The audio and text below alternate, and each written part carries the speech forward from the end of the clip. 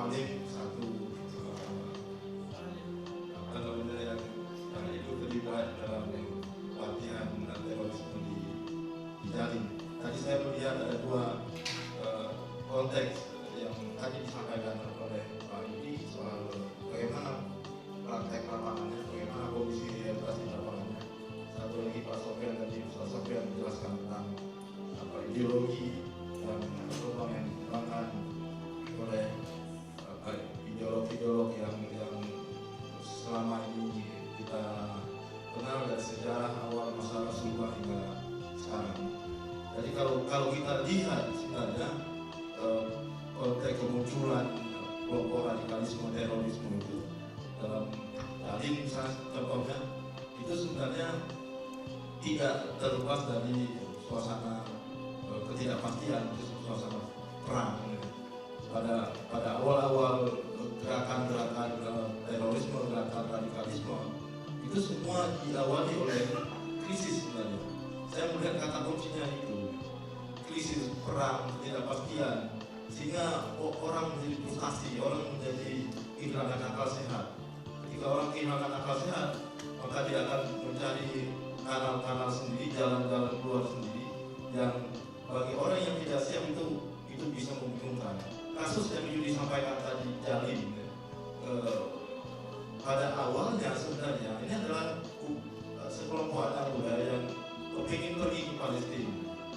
Mereka mengumpulkan uang di Banda Aceh, mengumpulkan sumbangan, lalu dijanjikan pergi ke Palestina untuk jihad di sana.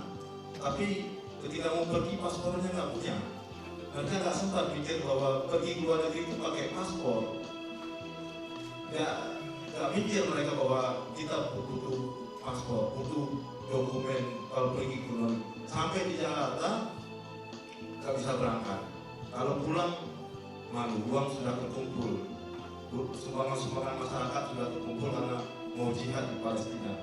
Nah, kalau kita lihat konteksnya seperti itu sebenarnya pada satu sisi ada kondisi di mana krisis orang merasa frustasi dengan situasi Palestina yang sampai sekarang tidak selesai dan sampai sekarang pun belum selesai masalah Palestina. Pemberitaan media terus diangkat soal Palestina, ada konflik yang berkepanjangan di sana, ada intervensi Amerika di sana. Pada sisi lain ada anak muda yang ingin membela Islam, tapi dia tidak punya saluran, tidak punya cara. Lalu ada apa namanya upaya mengorganisir anak muda ini. Pada sisi lain ada kelompok ideolog yang mencoba memasukkan pikiran-pikiran bahwa kita harus melakukan sesuatu, bahwa kita harus melakukan jihad di sana. Tapi pada sisi lain tidak ada kesiapan soal paspor pun mereka nggak mikir. Dan dalam konteks apapun saya lihat selalu seperti itu.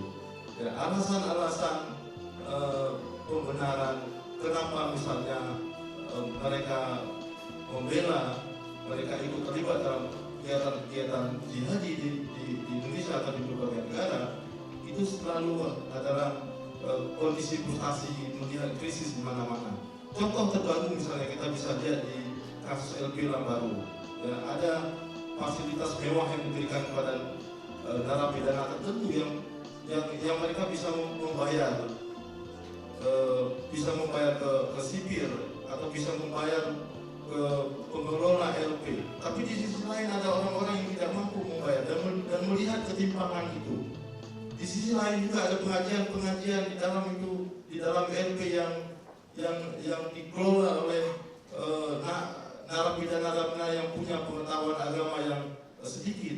Ini akan menjadi masalah. Dan kasus-kasus di Syria, di Irak, di ISIS, kalau kita lihat secara lebih dekat sebenarnya ini adalah persoalan tidak hanya persoalan agama, tapi lebih kepada persoalan politik yang kita di Aceh melalui media sosial yang kita baca tidak sampai memahami apa sebenarnya akar persoalan di situ. Tapi kita hanya melihat kabarnya saja bahwa terjadi pembantaian antara orang Islam dengan orang Islam, terjadi pembantaian antara tentara Amerika dengan orang Islam. Tapi konteks lokalnya kita nggak dapat karena kita hanya mendapatkan informasi atau media dari informasi dari media sosial yang orang bisa mengupload apa saja di situ. Kasus Aceh saya kira juga seperti itu. Kalau kita tarik ke belakang lagi, munculnya Darul Islam dulu, kemudian Daud menginginkan mendirikan negara Islam Indonesia, saya kira juga diawali oleh perasaan frustasi, kecewa, karena dijanjikan akan ada syariat Islam di Aceh, tapi janji itu hanya pepesan kosong. Lalu sekelompok pejuang Aceh, ulama Aceh menginginkan ada sebuah tawaran baru yang namanya negara Islam.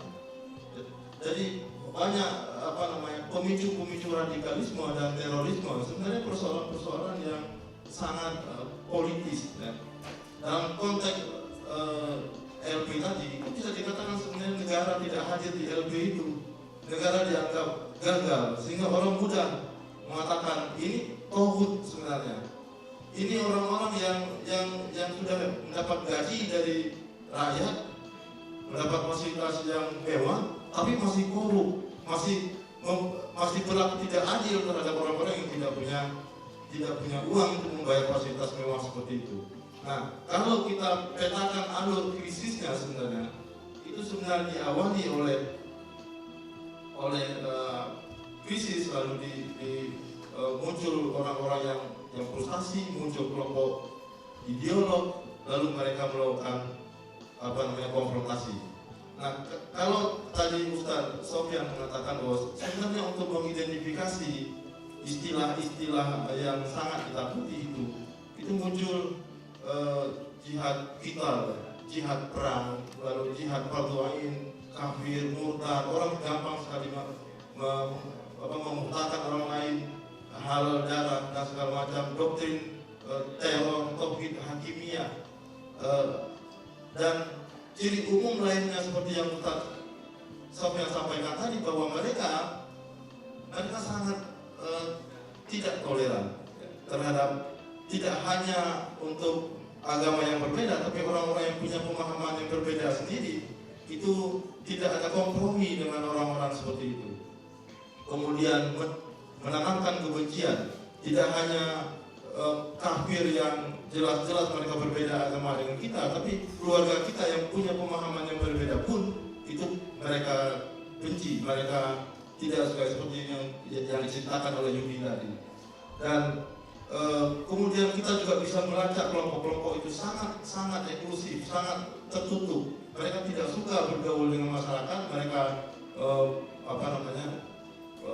terpisah dengan kehidupan sosial masyarakat.